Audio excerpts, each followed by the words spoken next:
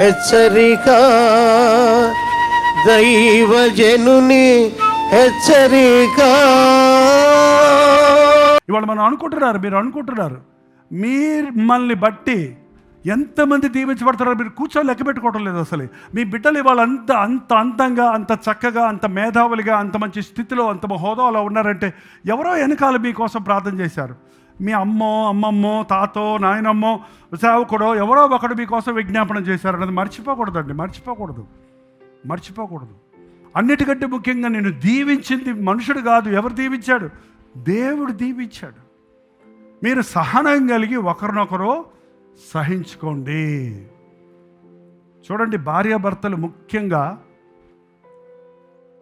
ఎవరెక్కువ ఇసుకిస్తారని కావాలంటే పోటీ పడవచ్చు, కానీ ఒక్కరే ఇసుకిస్తున్నారు ఇంట్లో అంటే మాత్రం అది నిజం కాదు. అవునా కాదా? ఇంటికి వెళ్ళాక మీ వారితో మాట్లాడదమ్మా, ఏమండి నేను ఎప్పుడు విసిగిస్తానా మిమ్మల్ని? అబ్బే లేదులే, నువ్వు ఏమన్నా అంటే మళ్ళీ కూడా కాంప్రమైజ్ అయిపోతున్నారు ఈ రోజుల్లో.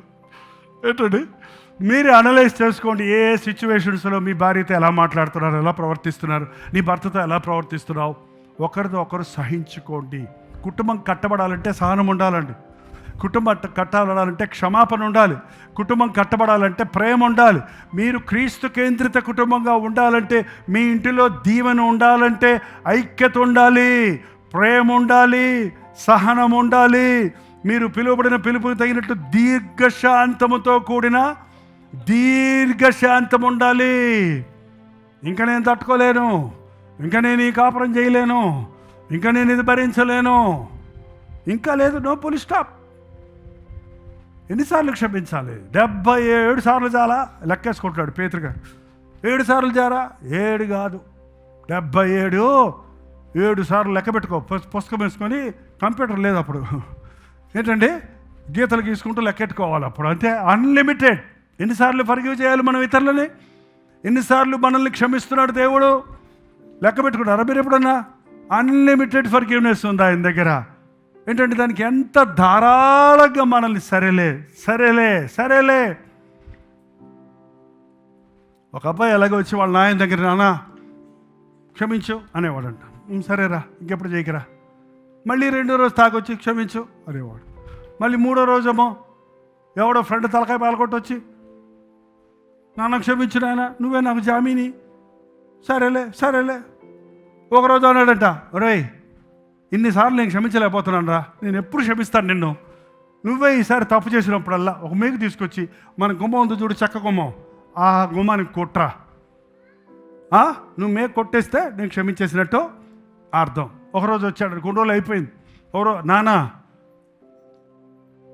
చోటు లేదు నాన్న, మొత్తం మేకులు కొట్టేశాడు, ఇంకెక్కడ చోటు లేదు నాన్న, ఏం చేయమంటావు? పీకేరా. పీకేశాడట. పీకేస్తే నాన్న మేక నిలబడతల్లా. మరి కొట్టిన పీకిన రంధ్రంలో మళ్ళీ పెడితే నిలబడద్దేంటి? మేక నిలబడతల్లా, నన్నేం చేయమంటావరా? గుమ్మం అంతా పాడైపోయింది. అవునరా, ఎన్నిసార్లైనా క్షమించడానికి దేవుడు సిద్ధమే, కానీ నీ జీవితం పాడైపోద్ది. ఎన్నిసార్లైనా దేవుడు క్షమిస్తాడు, కానీ దాని ప్రతిఫలం మాత్రం కనపడద్దు అక్కడ. నువ్వు ఇష్టం వచ్చినట్టు తాగి నువ్వు తాగావా చస్తావు అన్నప్పుడు నేను మారు మనసు పొందాను అన్నాడు ఒక ఆయన. తాగితే చస్తాడు అన్నాడని మారు మనసు పొందాడంట. సరే పొందాడు, బాగున్నాడు. 3వ నెల నుంచి దగ్గుతున్నాడు. డాక్టర్ దగ్గరికి వెళ్తే లంగ్స్ అన్నీ మరి చెడిపోయినాయి అన్నాడు. మరి ఎవరు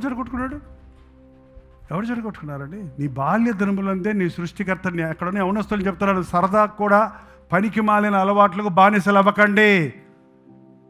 smoking is injurious to health. మద్యపానము ఏమంటారు? ఆరోగ్యానికి హానికరము. కొన్ని చోట్లయితే బొమ్మేస్తారు, ఇక్కడ క్యాన్సర్ వచ్చి ఇదంతా తినేసినట్టు చూస్తానికే భయం వేస్తుంది, అదన్నా ఆపుతారేమోనండి. దాని పైనే అమ్ముతాడు. ఇదేం పిచ్చో నాకు అర్థం కాదు. ఇది తాక్కండి అంటాడు, ఇది కొనుక్కోండి అంటాడు అక్కడ. ఇదేంటది?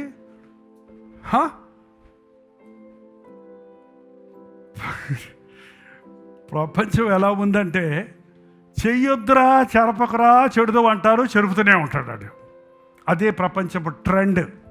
ఇప్పుడు ట్రెండ్ ఏంటంటే చెడగొట్టుకోవటం, ఒకరినొకడు విడగొట్టుకోవటం, ఒకరినొకడు పాడు చేసుకోవటం, ఒకరికొకడు కక్ష తీర్చుకోవటం, ఒకరికొకడు. దేవుని బిడ్డవైతే నువ్వు కంప్లీట్గా ఆపోజిట్లో ఉండాలి.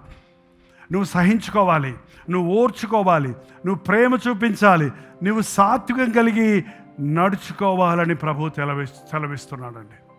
మన నోటితో మనం యేసుప్రభుని నమ్ముకున్నా అని చెప్పక్కర్లేదు. మన ప్రవర్తన క్రీస్తును చూపించేదిగా ఉండాలి. మన ప్రవర్తన, మన జీవితము ఆయన్ని మహిమపరిచేదిగా ఉండాలి. కావున మునుపటి ప్రవర్తన విషయంలో మోసకరమైన దురాశలు చెడిపోవు మీ ప్రాచీన స్వభావమును వదులుకొని మీ చిత్తవృత్తి అందు నూతనపరచబడిన వారే నీతియు యథార్థమైన భక్తియు గలవారై దేవుని పోలికగా పుట్టిన సృష్టించబడిన నవీన స్వభావమును ధరించుకొనుడి.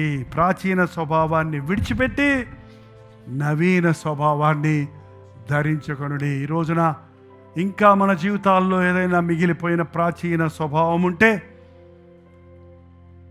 దాన్ని విడిచిపెట్టి నూతన స్వభావాన్ని, క్రీస్తు యేసు స్వభావాన్ని మనం పొందినట్లుగా పరిశుద్ధాత్ముడు మనకు సహాయం చేయను గాక. ప్రార్థన. పరిశుద్ధుడా, ప్రేమగల్ల తండ్రి, ఒక్కసారి మమ్మల్ని చూడు నాయన. నీ నామాన్ని ధరించిన మమ్మల్ని చూడయ్యా. నీవు నా దేవుడు అని చెప్పుకునే మమ్మల్ని చూడయ్యా.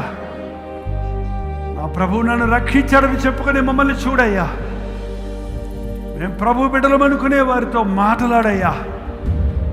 మేమందరం ఐక్యత కలిగి, ప్రేమ కలిగి, దీర్ఘశాంతము కలిగి, దయ కలిగి, సహనము కలిగి, క్షమించే మనసు కలిగి ఈ లోకములో ఉన్న వారి కంటే వ్యత్యాసంగా జీవించడానికి పాత గుణగణాలను బట్టి కాక క్రీస్తును కలిగిన మనస్సుతో ప్రేమ కలిగి సత్యము చెప్పుతూ క్రీస్తు వలె ఉండుటకు అన్ని విషయములలో ఎదుగునట్లుగా నీ అభిషేకమును మాకు దయచేయి. నీ అద్భుత కార్యాలు మా ఒక్కొక్కరి జీవితాల్లో జరగనిమ్మని యేసు క్రీస్తు నామములో అడుగుచున్నాము తండ్రి, ఆమేన్. తండ్రి అయిన దేవుని యొక్క ప్రేమయు, కుమారుడైన క్రీస్తు యొక్క కృపయు, ఆదరణకర్త అయిన పరిశుద్ధాత్మ యొక్క సహవాసము కూడి వచ్చిన మనందరికీ ఇప్పుడును సదాకాలం తోడై ఉండను గాక. ఆమేన్, ఆమేన్, ఆమేన్.